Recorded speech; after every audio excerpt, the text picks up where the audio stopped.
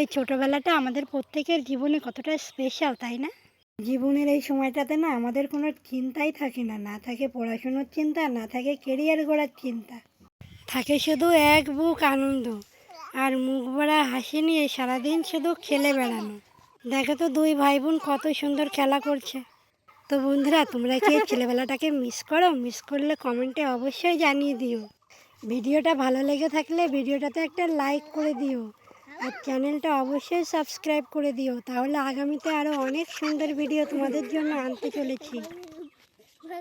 দেখি দেখি দেখি